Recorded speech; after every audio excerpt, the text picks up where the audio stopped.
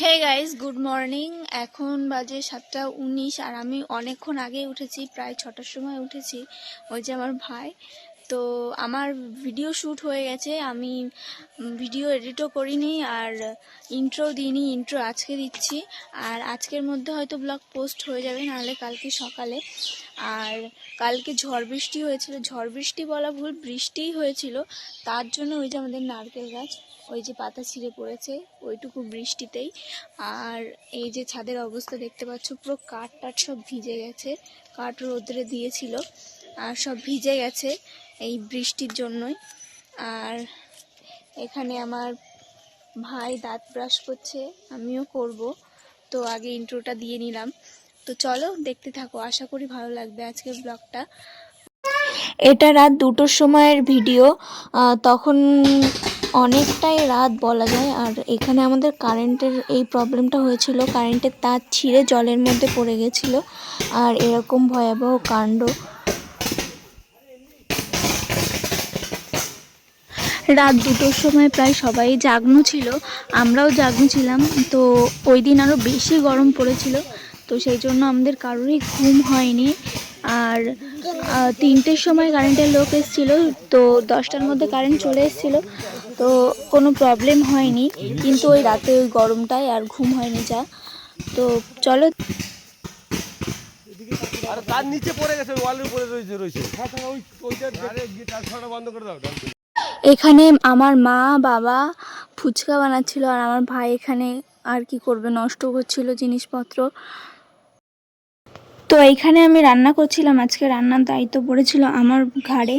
আর এইদিকে আমি সবজি কেটে নিচ্ছিলাম কচুরলতি রান্না করার জন্য, আর ওইদিকে আমার ডাল বসানো ছিল। তো চলো দেখতে থাকো, এক এক করে সব কিছুই দেখাবো।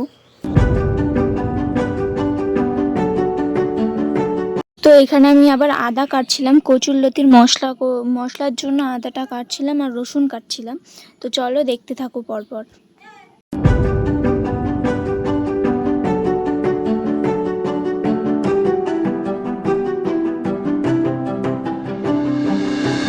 তো এখানে আমার সব কাটাকুটি হয়ে গেছে, সেটাই দেখাচ্ছিলাম তোমাদের।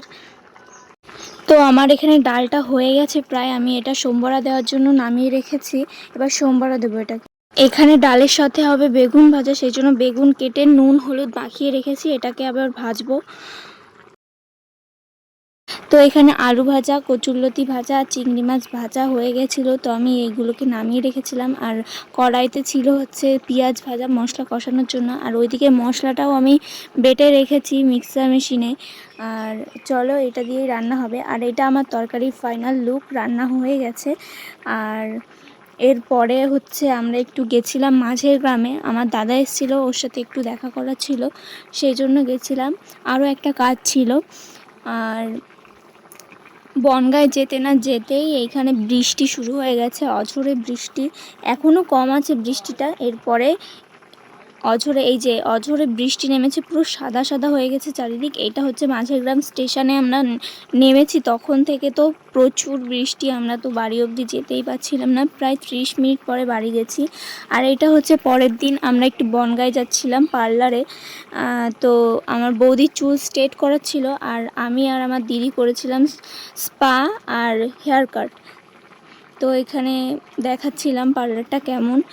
আর এইদিকে আমার দিদি আবার একটু চুলের কালার দেখছিল। আর এবার বৌদি বসে পড়েছে ওইদিকে চুল স্ট্রেট করার জন্য, এই যে আমার বৌদি। এইবার সাজেশান দিচ্ছিল ওরা, এবার আমি বসে পড়েছি এখানে। আর এখানে খাবার দিয়েছিল এটা দুপুরে, আর আমি আর আমার দিদি একটু রিলস করে নিলাম তার মধ্যে আবার। চলো দেখতে থাকো, রিলসটা ইনস্টাগ্রামে পোস্ট হবে।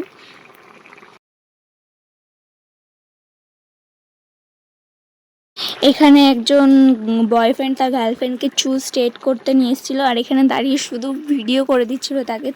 তো তখন আমি একটু ক্যামেরাটা অন করেছি ভিডিও করার জন্য, তখনই উনি ফোনটা নামিয়ে দিয়েছে। আমি আর আমার দিদি তাই নিয়ে আবার একটু হাসাহাসি করছিলাম। আর ওই পাশে আমার বৌদির চুল স্ট্রেট হচ্ছে ওখানে, আর এইদিকে ওনাদের চুল, এই যে আমার বৌদির চুল স্ট্রেট হচ্ছে। অনেকই ভালো লাগছিলো আমার বৌদিকে চুল স্ট্রেট করার পরে। এই যে হচ্ছে আমার বৌদির ফাইনাল লুক। আর আজকের ভিডিওটা এই পর্যন্তই। ভালো লাগলে লাইক কমেন্ট শেয়ার করে দিও, আর সাবস্ক্রাইব করতে কিন্তু একদমই ভুলো না।